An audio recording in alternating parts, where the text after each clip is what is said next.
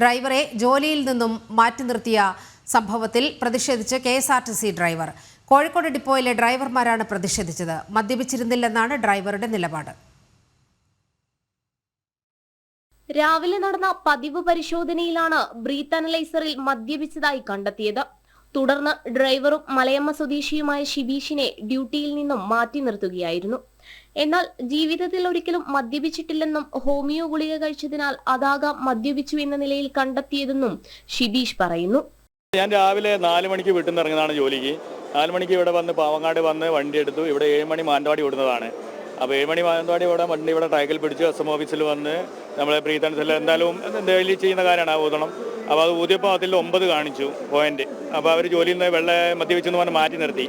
ഞാൻ ഈ അസുഖം കാരണം ഇന്നലെ വരാന്നൊക്കെ എനിക്ക് ചുമയും ജലദോഷവും ഒക്കെ ഉള്ളത് കൊണ്ട് ഇപ്പോൾ തന്നെ ഈ കുടിക്കാതിരിക്കുന്നത് കൊണ്ട് 1 മണിക്കൂർ വിട്ടിട്ട് ഗുളിക കുടിച്ചുകൊണ്ടിരിക്കുക ഹോമിയോ മരുന്ന്. അപ്പോൾ ഈ ഹോമിയോ മരുന്ന് കഴിച്ചുകൊണ്ടതായിരിക്കാം അത് വന്നെന്നിരിക്കുന്നത്. അപ്പം ഞാൻ ജീവിതത്തിലാണെങ്കിൽ ഇന്ന് വരെ വെള്ളം അടിക്കാത്ത ഒരാളാണ്, മദ്യപിക്കാത്തൊരു വ്യക്തിയാണ് ഞാൻ. അപ്പോൾ അതിനുവേണ്ടി ഞാൻ മെഡിക്കൽ എടുക്കാൻ വേണ്ടി ഇവരോട് പറഞ്ഞു എന്നെ മെഡിക്കലിന് കൊണ്ടുപോകണമെന്ന്. അപ്പോൾ അതിന് ഇവർ തയ്യാറാവുന്നുമില്ല. ജോലിയിൽ നിന്നും മാറ്റി നിർത്തിയതിനെതിരെ വലിയ പ്രതിഷേധമാണ് ഡ്രൈവറുടെ ഭാഗത്തു നിന്നും ഉണ്ടായത്. അതേസമയം പരിശോധനയിൽ 35% ആൽക്കഹോളിന്റെ സാന്നിധ്യം കാണാത്തതിനാൽ നടപടിയെടുക്കാൻ കഴിയില്ലെന്നാണ് പോലീസിന്റെ നിലപാട്. ജനം, കോഴിക്കോട്.